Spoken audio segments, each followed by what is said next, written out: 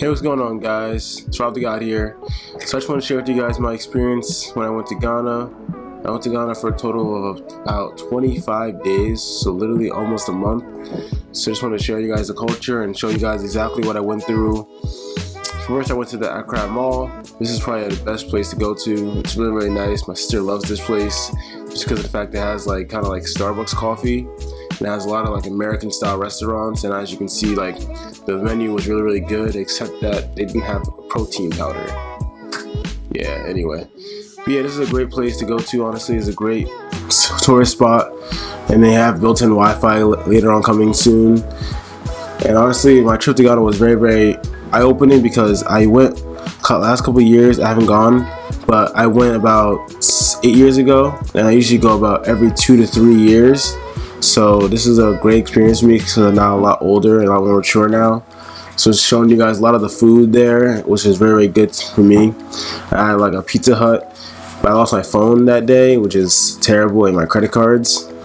Yeah, a lot of selections, and a lot of the foods are actually a lot cheaper than in America because of the conversion rate of 5 to 1.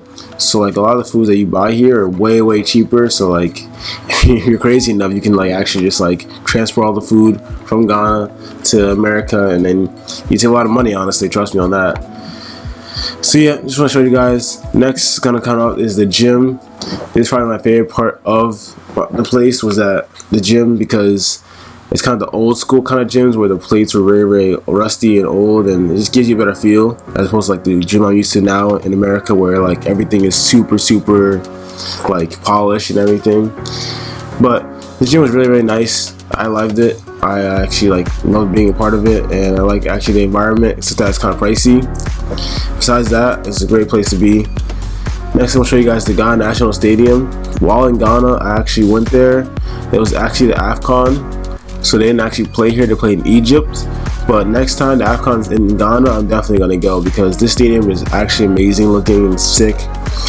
Overall, you guys definitely have to see this. This is probably my favorite part about the trip, was going to the Ghana National Stadium and seeing how it looked and how much detail was put into it. And it really gives you makes you proud, so represent or be a part of something like this. Honestly, a lot of the trip I was really, really traveling in cars, so a lot of the footage is very, very in cars. But I also want to show you guys this next place, which is the Kwame Nkrumah Shrine. This is basically the first president of Ghana, and basically it's a shrine commemorating him after Ghana got its independence. This is where he's buried right now, and a lot of people go here, so not only for the museum and the culture, but they go here also because there's a lot of great places to shop. And you're gonna see it's very, very soon the Yard Center. This is where you can get a lot of memorabilia, and if you want anything to represent that you show that you went to Ghana, you go here.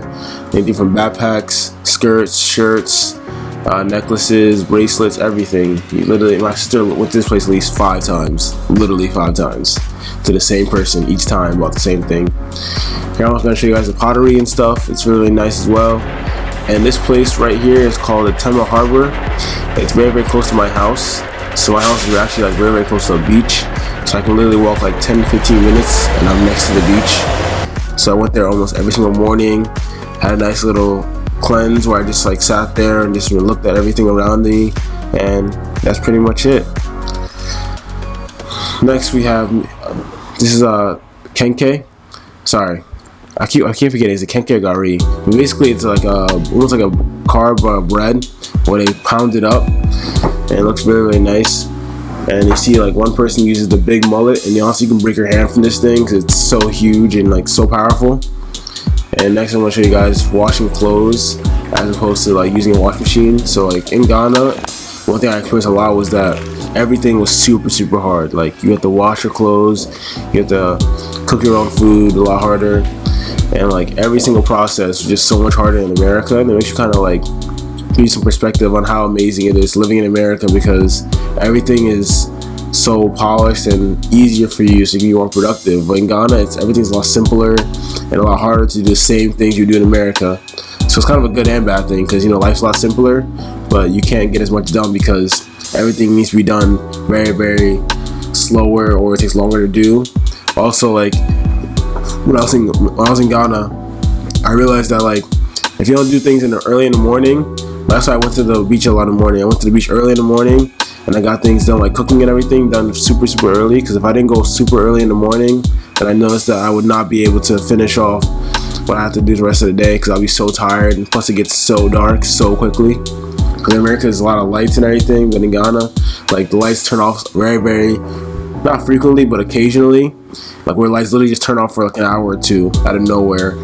But like they choose and lights turn off. So like during like the soccer games and everything, like big events, the lights never turned off. But like during the rest of the day, it would just turn off. Like 6 in the morning, it would just turn off. Like your fan would just turn off. It was so weird. The one thing I also really enjoy is hanging out with my mom a lot. We like had a lot of cooking and stuff, and that's really gonna help me a lot during this school year, because I've been like learning how to cook a lot more in Ghana because there's nothing else to do really. So I've just been cooking and doing a lot of stuff like this, cooking fish here, and it's also like a soup fillet kind of thing, and it's really nice because now I'm going to use a lot of these practices that I did in Ghana and use it to America and learn how to cook a lot more foods. And I'm also going to share with you guys the food I make during the school year. So yeah. Also, one thing also to know is that the food here in Ghana is way better, just because of the fact that like none of it's really processed. All the foods are really literally from the farm or from the place where it originated from. There's no like third party that deals with the processing of it.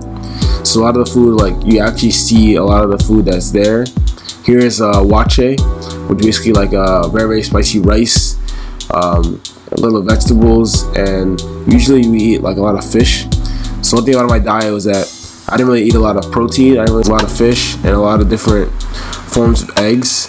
They don't really eat chicken as much because of the fact that they're scared of it not actually being chicken. It's kind of funny to think about that. So yeah, my diet was a lot worse than it usually is in America, so I kind of lost a little bit of gains, but don't worry, we'll get back to it. Next we got, this is called a guava. It's actually a really nice fruit. And next, this right here is the fishermen. As you can see, they're working on their nets. This is the nets they use to catch fish or any kind of other food or things in the ocean. And they're working on it to make sure that it's actually like stable, and also a lot of the knittings and anything else that's like interfering with it is taking out and making sure it's like stable so that fish can actually enter it and not leave. And one thing I also love about this place is that I love showing the video of these people like working so hard just to like get into the water. This is an actual boat, and like during the ride in the boat, they have to constantly take out water the entire time. It's kind of funny to watch that. But yeah, that's my Ghana adventure in short. Hope you guys enjoyed the video. Like and subscribe for more videos, and I'll catch you guys next time. Peace out.